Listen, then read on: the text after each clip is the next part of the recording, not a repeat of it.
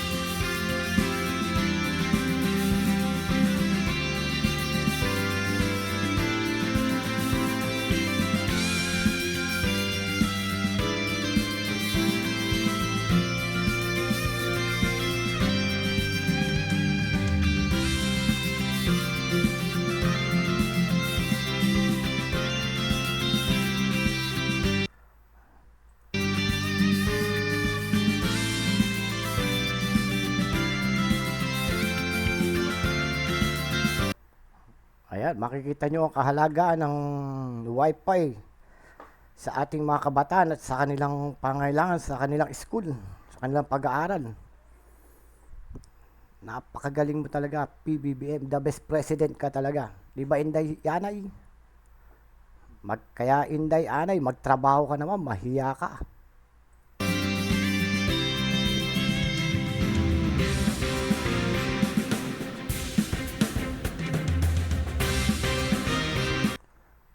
Ayun, tingnan nyo po ang ngiti ng ating mga kabataan.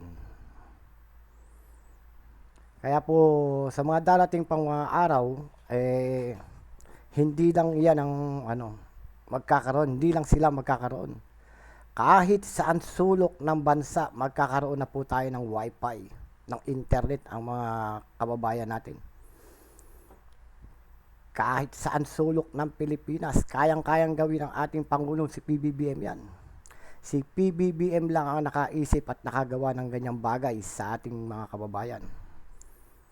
Hindi katulad ng mga nakarang administrasyon na sagana lang sa bunganga, kulang sa gawa.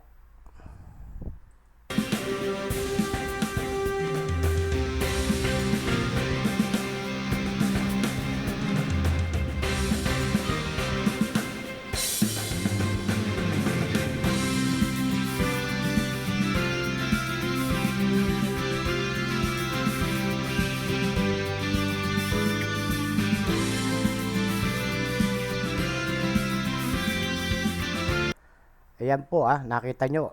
Nakita nyo naman yan. Hindi po AI yan Totoo po yan yung mga kabataan na yan. Totoong estudyante po yan. Makita nyo po ang ngiti nila. Totoong totoo, hindi AI. Hindi katulad ng mga pinalalabas ng mga tangang DDS na ang mga kabataan pabor kay Sara. Kay Inday Sarang Anay.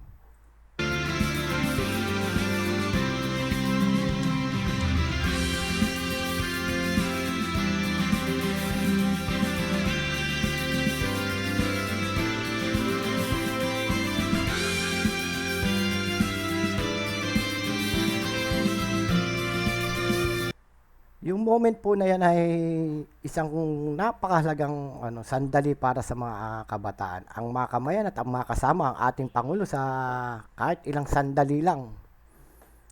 Nakita niyo yung mga kabataan na mga kumakamay at mga guro na kumakamay sa ating Pangulo. Yan ay napakalaking bagay. Karangalan na sa atin. Kahit ako, nung makamayan ko ang ating Pangulo, ay ako'y masayang-masaya, pinagmamalaki ko yun. Nung panahon ng kampanyahan. Napakabuti po niya ng ating Pangulo. Kaya suportahan po natin lahat ng kanyang mga proyekto para sa ating mga mamayan.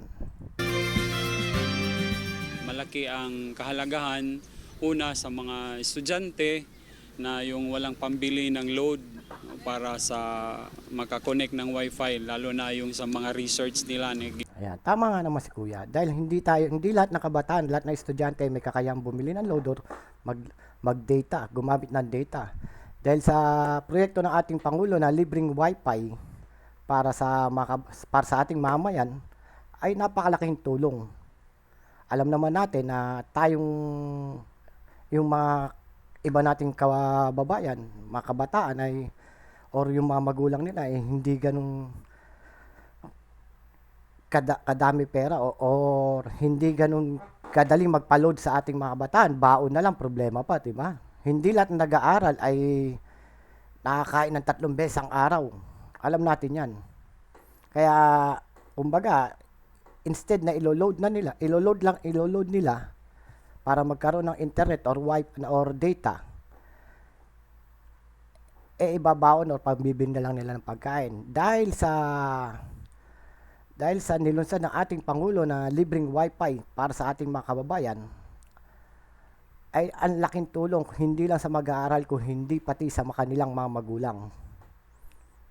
Dahil hindi na sila mamumblema ng panload. Diba?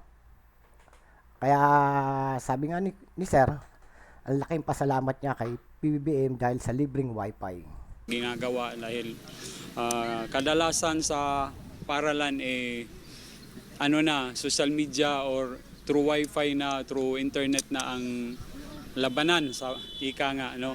So para sa akin mahalaga talaga kasi kung mayroon na tayo sa public na wifi gagaya ng sa barangay, hindi kasi stable din. At least dito din malaking tulong, pupunta sila dito, magko-connect, at least makakapag-research, bawas na sa gastusin na bibigay ng parents ng estudyante. Sana lang din, message ko lang din na gamitin natin sa magandang purpose, hindi yung sa negative na side. Let us always put into our minds na itong ginagawa ng government is para makatulong sa mga taong wala talaga, no? Hindi nakakapag-connect, walang access sa internet. At maraming salamat sa mga ganitong initiative, no, na ginagawa ng pamahalaan. At talaga ulitin ko, marami at malaki talagang maitutulong, lalong-lalo na doon sa mga sinabi ni Ma'am kanina, sa mga remote areas na wala talaga, na hindi naaabot ng communication. Kailangan natin ng wifi kasi para madali ang access sa bawat Pilipino. Kung may problema man sa PNP, sa fire, lahat na necessity ng barangay dapat magawa ng paraan tungo sa ating wifi. Maganda po yung hangarin ng ating mahal na Presidente Bongbong Marcos. Maganda po yun sa bawat Pilipino. Kasi kailangan talaga ng ating libreng wifi, kahit saan ka man magpunta, meron tayong access na bawat pangarap na magkaroon tayo ng makita man natin yung iba-ibang nation. Kahit nandito ka sa Pilipinas, parang nasa Singapore ka na, nasa Amerika ka na, Japan ka na, lahat ng mga bagay na maganda, parang napuntahan mo rin dahil sa tungo sa magandang wifi ni Bongbong Marcos na. Naging essential po itong movement na ginawa po ng ating presidente upang magkaroon po ng mas easy access sa mga estudyante po, lalong-lalo na po dito sa Tacloban City. Malaking tulong po ito, and especially po matulungan sa kanilang pag-aaral, sa mga assignment nila, and mas magkakaroon po sila ng mas magandang way para makapag-ipon instead of spending their money through magpa-load sila, gano'n. Mas malaking tulong po. Maraming salamat po kay President Bongbong Marcos po and sa DICT po na naipamalakad po ang ganitong project po, yung public wifi po dito sa Tacloban City, and hopefully po mas lumuwag po itong project na ginawa ni President Bongbong Marcos po, and naging malaking tulong din po hindi lang po sa mga students kundi sa amin pong mga taong nangangailangan po ng wifi. Kaya maraming salamat po. Unang-una po sa lahat, nagpapasalamat po kami sa aming minahal na Presidente, Mr. Bongbong Marcos po, dahil sa Makikita nyo sa mukha ng ating mga kababayan, ng mga estudyante, yung kasiyahan nila dahil sa paglulunsad ng free public wifi. Kahit naman sino matutuwa dyan, di ba? napakalaking tulong sa ating mga kababayan na magkaroon ng access sa wifi. Hindi mo na kailangan nga naman magka-load. Sa pagpapatupad ng free wifi po dito po sa ating Eastern Visayas, so one of the tourist spots here in Eastern Visayas, the MacArthur Memorial Park. Dito po may papasawala po natin yung kahalagahan ng ating tourist spot here in Eastern Visayas. Maraming salamat po sa ating presidente sa pagbibigay ng halaga o kahalagahan po dito sa ating Eastern Visayas o Region 8. Para po sa akin po, napakahalaga po na mayroon po tayong free wifi kasi ngayon po sa panahon ngayon, digital age na po kasi tayo. So kailangan po natin ng access sa internet, lalo na sa mga estudyante, sa mga, kahit hindi estudyante, kahit yung mga normal na tao lang, yung mga nag-work na.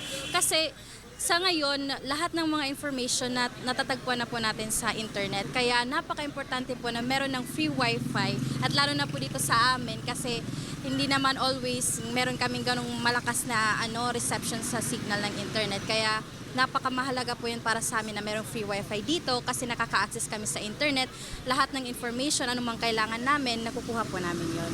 Itong Leyte MacArthur Park is very accessible siya sa lahat ng mga students na around dito sa area na to. So, it is very beneficial po talaga kasi kapag walang load yung mga estudyante, pupunta sila dito, makakapag-enjoy pa sila ng preskong hangin, ng magandang view while doing their homeworks as well. So very beneficial and it is very good for us na po talaga na merong free wifi po dito sa amin. Maraming salamat po sa inyong inisyatibo sa inklusibong pagbabago kung saan lahat ng mga mamamayan ay naisasali dito kasi itong ginagawa mo po, alam ko po hindi lang po magtatapos dito. Alam ko po nga mas papalaguin pa po ninyo ito para mas marami pa pong tao ang matulungan po ninyo at maka-receive ng ganitong klaseng tulong din mula sa inyo. Maraming salamat po, President. Sa mahal nating Pangulo, salamat. Malaking tulong to sa amin na sa mga estudyante. Itong proyekto mo, sana mas marami pa magawa. Damo nga salamat po, President Marcos, para han free wifi.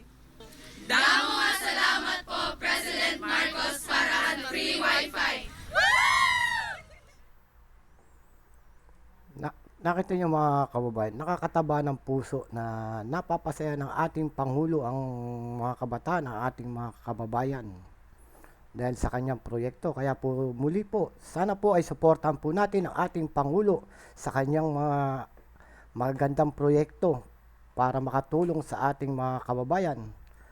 At sa lahat po, mga kasiwawers, sa mga hindi pa po nakapag-subscribe dyan, pakipindot na po ang subscribe button at pakipindot na rin po ang notification bell para po lagi kayo updated sa aming mga video. Maraming salamat po. Mag-ingat po tayo lahat. God bless.